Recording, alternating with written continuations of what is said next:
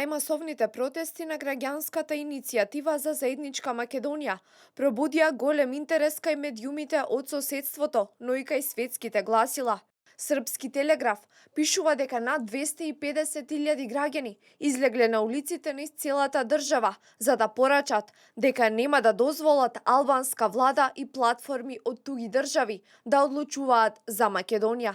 И српски Пинк е на иста линија, во својот текст насловен како повеќе од 100.000 граѓани на улиците во Скопје, информира дека граѓаните му се заблагодариле на председателот Ѓорѓе Иванов, кој ја откажал средбата со еврокомесарот Хан и терминот го дал за средба со граѓаните. Српското гласило Правда го опишува македонскиот председател како државник за пример. Во текстот на Српска политика е пренесена и изјавата на еден од организаторите Богдан Илиевски, кој вели: Иванов не е човек со свитка на кичма и мандатот нема да го даде на политичари кои не сакаат да се откажат од странска платформа.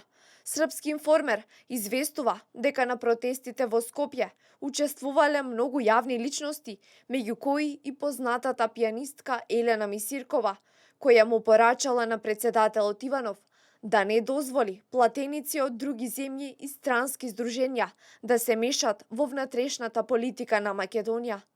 Отфрлете ја тиранската платформа е насловот на текстот на најтиражниот весник во Србија, кој пишува дека граѓаните се движеле по познатата маршрута од владата до собранието, пеејќи патриотски песни, а представниците на граѓанската иницијатива побарале средба со еврокомесарот Хан за тој да ги слушне нивните барања, средба до која сепак не дошло.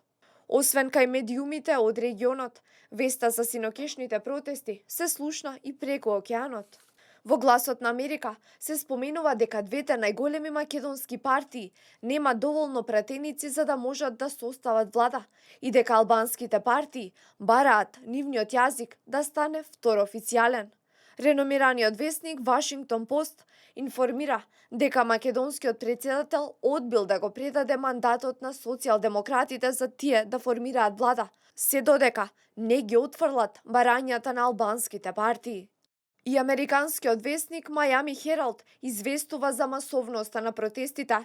Тој пишува дека освен во главниот град каде што десетици илјади граѓани излегле на улиците, протести се организирале и на други 42 локации, каде што граѓаните масовно излегле да се спротистават на двојазичноста и на тиранската платформа.